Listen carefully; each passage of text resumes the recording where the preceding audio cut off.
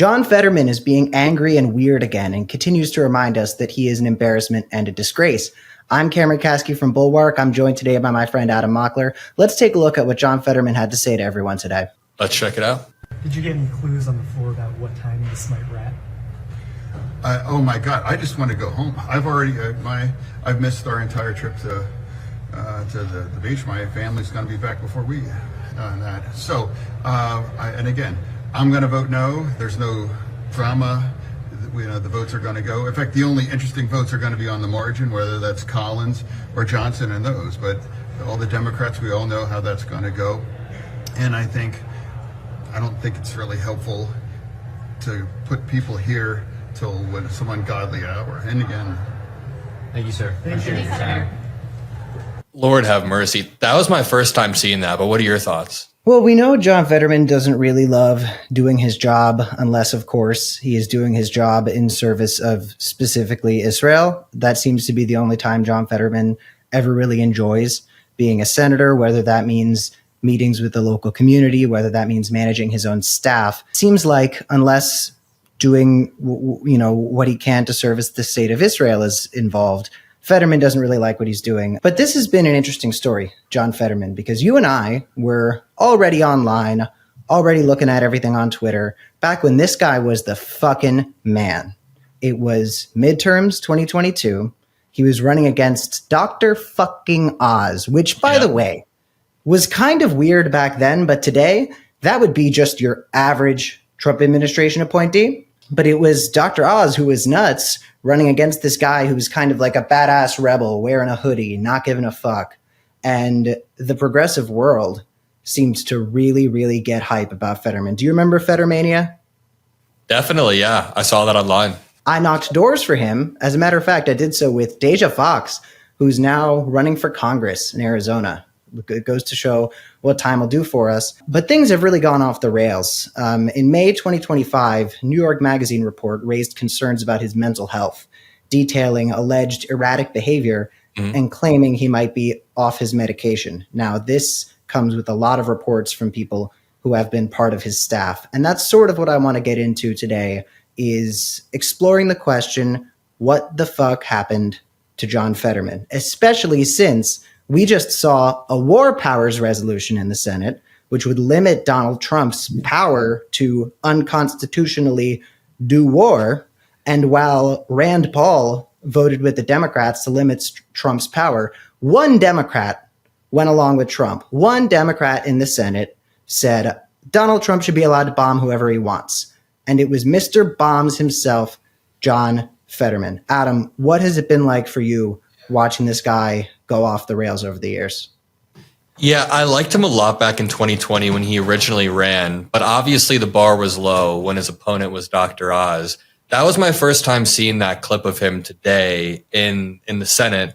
And I feel like he was trying to maybe make a low stakes quip that maybe like a Senator Biden would have made a few years back if they were passing some sort of budget bill and Biden was just like, I could see Biden being like, I just want to go home right now. But that's not the time nor the place right now when it comes off as really, really out of touch, especially after what we know about John Fetterman. So it didn't even come off as like a sarcastic quip. He just seems tired and like he wants to go home. But right now he's supposed to be battling against a bill that will strip Medicaid away from millions of Americans, tens of millions of Americans. It'll redistribute wealth, obviously, from the social safety nets at the bottom to the top. So it's obviously very, very out of place. How I've seen his progression is interesting. I think it's a case of letting people online or letting activists bully you out of a position. And this is like, it also could be his brain melting, but I see this a lot of times with people that leave the left. You know, those people that are always like, I left the left. They always say it's because the activists were too mean to them or people online were too mean, which to me means you didn't really hold core enough positions in the first place, or you're such a wimp that just being bullied can make you change positions on something radically. So John Fetterman obviously ran on a really progressive platform, and he always says that he's like starting to get pushed to the center or whatever. And I think it's actually just him being kind of weak-willed and not believing what he originally stood for. No, totally. I mean, first of all, like you said, a lot of those the left people just couldn't handle bullying. They could not handle the fact that to be a progressive and to represent progressive things, you are very often going to have a base that will try to eat you alive at every step. Like, and if you give up that easily too, you didn't fundamentally believe those things in the first place. Those weren't your values. If those were your values, you would stand and fight for them. You wouldn't just go, oh, well, if you don't like me, then I'm going to go over to the other people and show you just how mean you are. There's a lot of spite to it. There's a lot of vengeance. And I think a big part of it has been the stroke. Well, the stroke is probably a pretty big part of it. Especially when you hear these stories about him losing his temper, his anger issues. I have a lot of mental health issues myself. I deal with my mental health issues every day. So I sympathize with people who have mental health issues. Where I don't sympathize is when people allow those mental health issues to dictate the way they get involved with legislation that impacts people's lives. If your mental health is getting in the way of that, and if your anger and temper tantrums are making it into United States politics, then you have to go away. And Fetterman, to his credit, mostly did go into treatment for mental health. He went into inpatient, but he really hasn't been the same in a while. And I think a really big part of that, other than the stroke, has been Israel. As a matter of fact, in one of the reports that we have seen that from New York Magazine, et cetera, that have involved reports from former staffers of his, he was alleged to have said, quote, "kill them all," about Gazans to a progressive Jewish group. This is, again, according to an expose written for NY Mag. So this caused fights that everyone's kind of picked up on between him and his wife, Giselle. I think that it's a pretty well-known thing for anyone who pays attention to stuff like this, that there was very clearly a rift between John and Giselle Fetterman because of the lack of sympathy that he has for civilians in Gaza. And it seems as though whatever was going on behind the scenes was able to sort of mend itself, at least to a point where they could present publicly. And by present, I mean show up together. I don't mean dress for it, seeing as he still dresses like he's going to a fucking frat party. There's been a lot of problems. He's had a major staff turnaround. And according to the Associated Press, in a meeting he had with teachers earlier this year, he began repeating himself, shouting and questioning, why is everybody mad at me? Why does everybody hate me? What did I ever do? While he was slamming his hands on the desk. This was according to one person who was briefed on what happened. As the meeting deteriorated, a staff member moved to end it and ushered visitors into the hallway, where one broke down crying. The staffer was comforted by teachers who were themselves rattled by Fetterman's behavior, according to another person who was briefed separately on the meeting. So this is a meeting that Fetterman was having with Pennsylvania Teachers Union.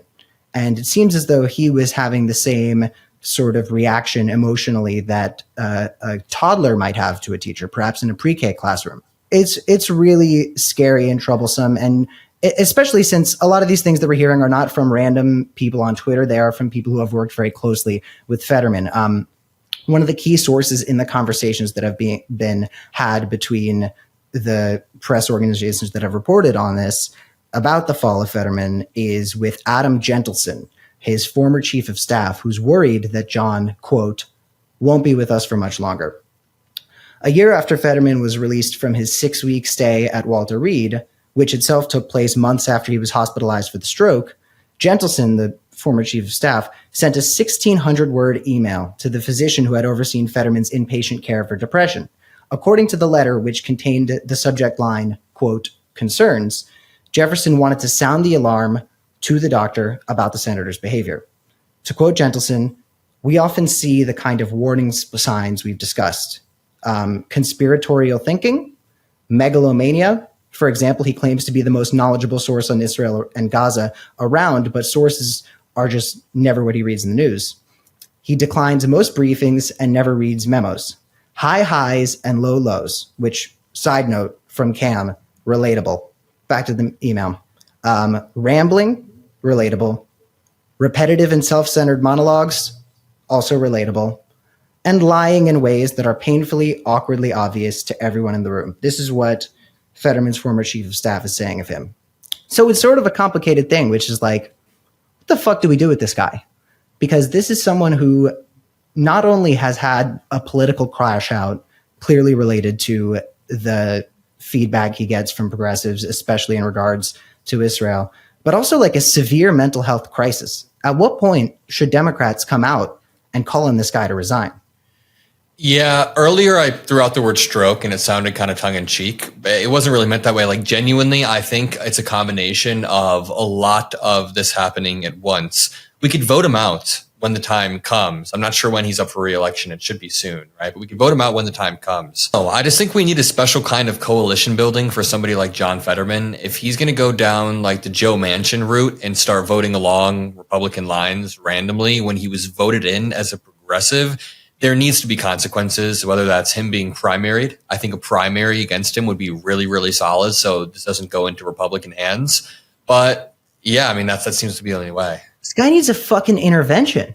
Yeah. Like, clearly he doesn't listen to Giselle, or he would have a modicum of sympathy for people in the Middle East who are not in the country of Israel. But also, this is someone who is clearly having a cognitive health crisis. Right? A lot of people weren't willing to talk about it with Joe Biden, but it was a little bit different with Joe Biden. Joe Biden was getting really, really, really old and kind of losing it. That is very different from Joe Biden having temper tantrums, lying, high highs, low lows. Again, I'm a fucking bipolar person. If I was in office, even at my highest level of functioning, people would probably be like, Cam's got high highs and low lows. But these megalomaniacal rants he's going on, things like that, like we should be the party that is willing to call people like this and hold them accountable. Like it should be the Republicans who allow someone to actually have their brain melt out of their ears and nose while they're in office. So I guess if you're watching this, this is a call to action. If you're in Pennsylvania, call someone and say, John Fetterman needs to go. Or if you're in Pennsylvania and if you can put together a coherent sentence, please run a primary campaign. Run a primary campaign against John Fetterman. But seriously, this is a very, very devastating situation. We have a Democrat in the Senate who is actually, seriously, clearly having a cognitive health disaster. And I think more people should be talking about it. But don't worry, the Democrats have plenty to say about the nominee for mayor in New York City. My name is Cameron Kasky. This is my friend Adam Mockler. Primary John Fetterman. Let's make sure we don't have to hear from this guy again. Thank you for having me.